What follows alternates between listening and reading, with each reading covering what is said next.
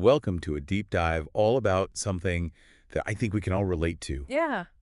Salary negotiation. Oh, yeah, absolutely. So you shared some really cool materials on how to approach this. Yeah. And you know what we're going to do is kind of like pull apart the most important parts of that Right. so we can all feel confident and prepared when it's time to talk money, Yes. right? So we'll explore how to understand your market value, Mm-hmm. when to bring up compensation, Okay. and what to do if that first offer is not quite what you were expecting. Right. So think of this as like your personal roadmap Yeah. to negotiating like a pro. Love it. Yeah. I think that's a great analogy. Now, your sources really stress the importance of research Research is fundamental. before you even think about negotiating, Absolutely. right? And the usual suspects popped up. Oh, yeah. Glassdoor, Mm-hmm. PayScale, Mm-hmm. LinkedIn. Those are the big ones. Right. But are there any like lesser known sources or strategies? Yeah, there's a few things that I think people overlook. Okay. Those big sites are great for a general sense. Right. But think about niche industry reports. Oh, Or salary surveys from professional organizations. Gotcha. Like really specific to your field. yeah. You might find some golden nuggets there. I like that golden nuggets. Yeah. And something else that's really fascinating is this whole idea of shadow compensation. Shadow compensation. Right. It's not just about the base salary. You got to look at the whole package, Yeah. What are competitors offering in terms of equity perks, things that don't show up on those salary surveys? So basically looking beyond just the number. Exactly. Okay. It's about the total value. And one thing that kind of struck me was that, with those self-reported figures on those big sites, Yeah. we have to be wary of like recency bias, Absolutely. Yeah. right? Data from a few years ago may not reflect what's happening now. Especially with, all the economic shifts we've seen recently. Things are changing rapidly. So how do we factor in our own unique value proposition? Okay, so this is where you go beyond the generic market data Okay. and you start to articulate your specific skills experiences, Gotcha. the unique things you bring to the table. Yeah. Think about quantifiable achievements from past roles. Like what kind of things? Did you exceed targets, Mm-hmm. streamline processes, bring in new clients? Right. These are the things that differentiate you. Yeah. And don't forget your location. Oh, right. Location. A salary that's competitive in one city could be completely different in another. Yeah, cost of living is Big huge. good factor. Yeah. Okay, so you've done your research. You know your worth. Right. Now when's the right time to bring up the salary question? Timing is critical, Okay. especially for new roles. Right. The general consensus is to wait until the later stages of the interview process. Okay, so like why is that delay so beneficial? Well, think about it from the employer's perspective. Okay. You want them to fully appreciate your qualifications, to envision you in the role. Okay. If you bring up salary too early, they might filter you out based just on a number. Before they've even gotten to know you. Exactly. Okay. But once they see you as the ideal candidate, they're more likely to be flexible. That makes sense. It's almost like a psychological thing. It is, yeah.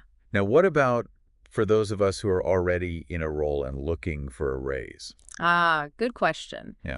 So in that case, your best bet is usually around performance reviews. Makes sense. You have a documented track record. Right? Or if you've spearheaded a major project with a positive impact, Okay. that's a great time to initiate a conversation. Yeah. Show them what you've done. Exactly. Okay. So strategic timing is key. Absolutely. Whether you're applying for a new job Mm-hmm. or trying to get a raise in your current role. Right. Now, let's say that offer comes in Okay. and it's not what you expected. Yeah. It's underwhelming. It happens. It does happen. More often than not. Right. So what do you do? Well, first of all, don't just focus on the base salary. Okay. The total compensation package is what matters. Right. There are other things you can negotiate. Like what kind of things? Think about extra vacation time. Okay. For some people, that's more valuable than money. Yeah. Work-life balance is huge. Huge. Work from home flexibility. Another big one, Yeah. especially now. Right. Health benefits. Okay. Maybe a lower deductible or better coverage. Right. Those are all things that have real-world value. Absolutely. What about more direct financial perks beyond the base? So you can negotiate a sign-on bonus, Okay. especially if there's a gap between your expectations and their offer. Right. It's a one-time payment that can help bridge that gap. Okay. Performance-based bonuses are another option, Gotcha. tied to specific goals. Okay. And crucially, professional development opportunities, Like what? funding for certifications, Right. training programs, conferences. Right. So you're not just earning more. Right. you're also investing in your future. Exactly. So even if the base salary is a little lower, there are other ways to make the package more attractive. Absolutely. Now, when it comes to actually talking about your expectations, Yeah. what kind of language should we use? So framing is really important. Okay. If you have a competing offer, you could say something like, Okay. I'm really excited about this opportunity, but I do have another offer for around X amount. Is there any flexibility to align with that? Okay. So you're acknowledging their offer, Mm. but also stating your market value. Right. It's about providing information, not making demands. That's a good distinction. What if you're negotiating within your current company? Right. You can leverage your current compensation as a starting point. Okay. You could say, I'm currently compensated at X amount, and given my recent contributions, I'm looking for something in the range of Y to Z. Okay. So you're grounding your request Yeah. in your existing value. Exactly. Now, what if you're a new candidate and you don't have another offer to leverage? So in that case, you really have to rely on your research. Okay. You could say, based on my research, I'm targeting a salary between X and Y. I'm confident that my contributions will justify this level of investment. So you're still emphasizing your value. Always. Now, what if you get a lower offer? Yeah. Or even a flat-out no? Okay, so remember, the initial offer is rarely the final word. Okay. Don't be afraid to push back politely. Right. If they say it's their final offer, Mm-hmm. this is where those non-salary benefits come in. Right. You could say, I appreciate the offer, but the salary is lower than I was hoping for. Would there be any flexibility on vacation time or professional development to help bridge the gap? So you're basically saying if you can't move on this, Right. let's look at other areas. Exactly. Now it's important to know your absolute minimum. Yes, your walk-away point. Right. If they can't meet that, even with added benefits, Mm-hmm.